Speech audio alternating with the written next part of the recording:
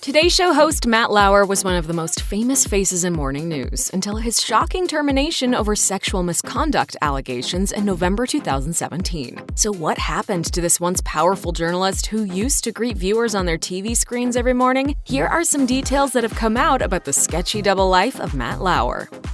After reporting on a recent wave of powerful men brought down by sexual harassment allegations, the longtime Today Show anchor found himself among them when he was unceremoniously fired ahead of the show's November 29, 2017 broadcast. The news of Matt Lauer's termination came via a memo from NBC News chairman Andrew Lack, which stated, in part, NBC received a detailed complaint from a colleague about inappropriate sexual behavior in the workplace by Matt Lauer. The memo said that while there have been no other complaints about Lauer's behavior throughout his 20 years of employment with NBC, they have reason to believe this may not have been an isolated incident. In the wake of Lauer's firing, Variety and the New York Times also published allegations from multiple women of sexual misconduct by Lauer. 2 years later, in an excerpt from Ronan Farrow's 2019 book Catch and Kill, Brooke Nevils claimed that her life was, quote, derailed after she suffered emotional and physical trauma from a sexual encounter with Lauer in 2014. Nevils eventually received a seven-figure settlement.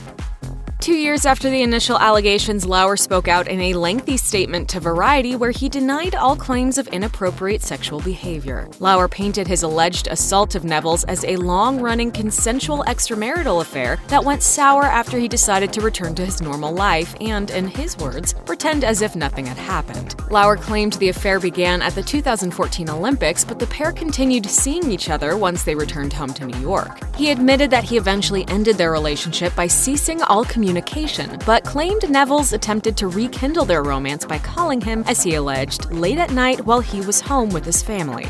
He then accused the former NBC employee of making false accusations to help sell a book. Lauer concluded his lengthy denial letter with this message. For 2 years, the women with whom I had extramarital relationships have abandoned shared responsibility and instead shielded themselves from blame behind false allegations. They have avoided having to look a boyfriend, husband, or child in the eye and say, I cheated. They have done enormous damage in the process, and I will no longer provide them the shelter of my silence.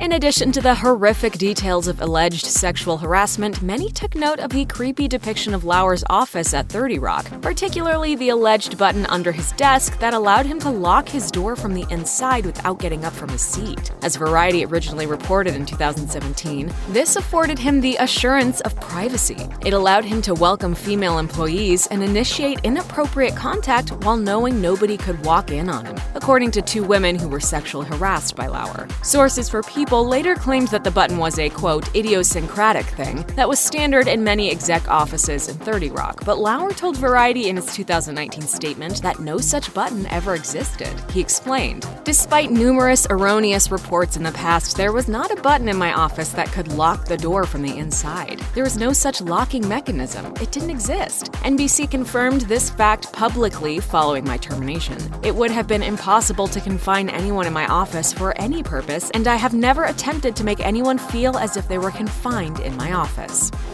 Though he has often received high praise from his colleagues over the years, Lauer's behavior around the likes of former co-anchors Katie Couric and Meredith Vieira wasn't always the most professional. After allegations of sexual harassment by Lauer were made public, TMZ uncovered one particularly unsettling video of Lauer making inappropriate comments to Vieira during a commercial break for Today in 2006. He's heard saying, "Pretty sweater, keep bending over like that, it's a nice view." Meanwhile, TMZ also resurfaced a 2012 interview Couric gave to Watch What Happens Live's Andy Cohen, during which she quipped that Lauer often pinched her behind on the set of Today. Granted, Couric brushed off her confession with a laugh. Joking. I was joking! Okay. It was a total joke. And Vieira's husband told TMZ that his wife wasn't actually offended by Lauer's comment. Nonetheless, Ronan Farrow reported in Catch and Kill that Vieira was the one who encouraged Nevils to formally report Lauer. The former Today host later appeared on Andy Cohen's Sirius XM show Radio Andy, where she admitted she was shocked to hear about Lauer's allegations, but glad that women were brave enough to come forward. Eventually, this had to happen.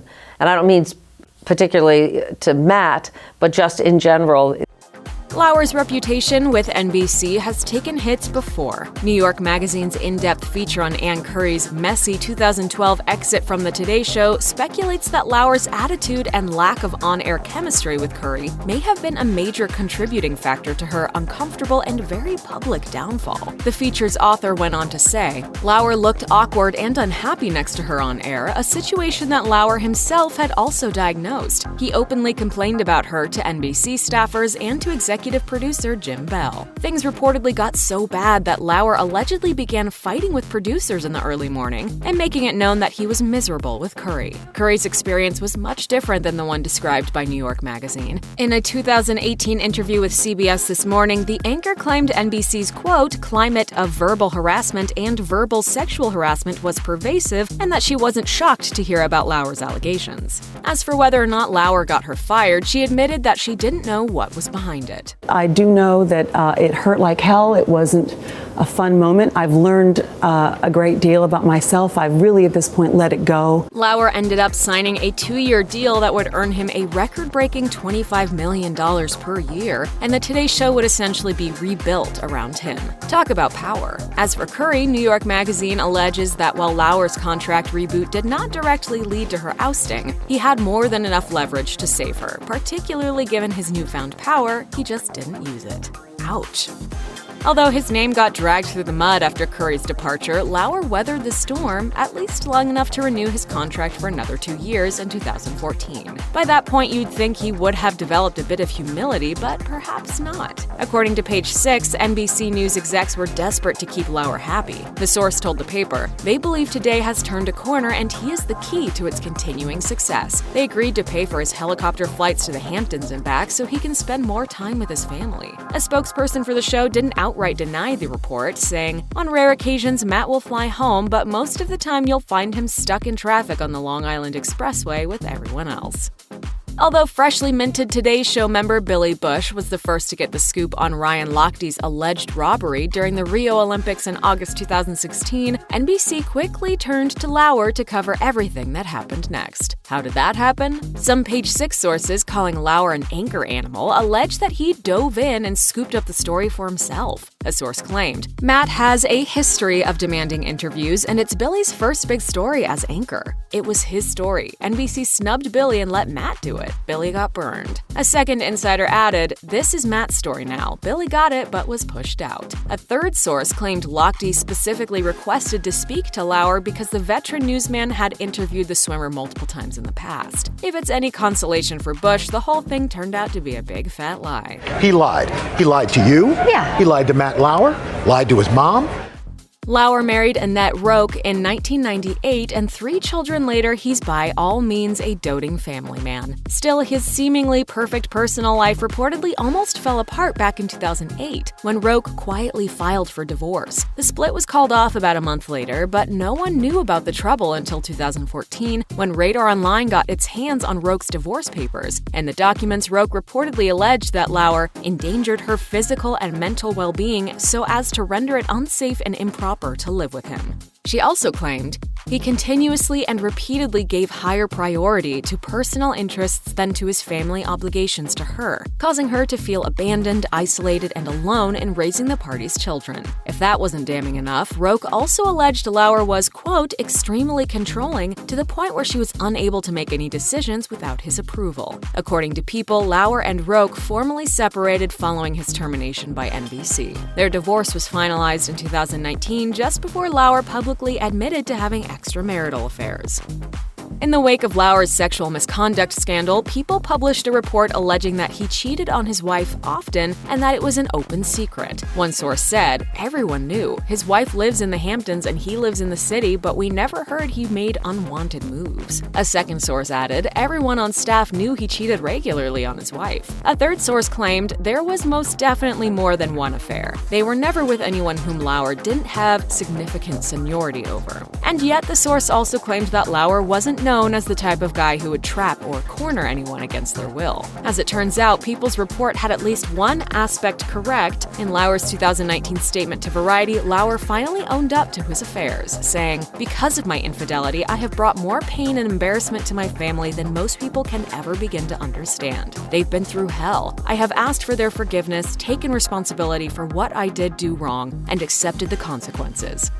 Lauer's personal life was called into question again in 2016 when Page Six alleged that Natalie Morales was leaving Today for Access Hollywood because she and Lauer were having an affair. A source said, "There's speculation it's one of the reasons why she's moving. Matt didn't want to work with her. There's an awkwardness between Matt and Natalie. He protected her for a long time and now it seems like something has gone awry." Both Lauer and Morales denied the gossip, with Lauer telling the Mike Lupica podcast that he addressed the allegations in order to protect his family. A year prior, Lauer also shot down rumors that he had an affair with celebrity chef Giada De Laurentiis.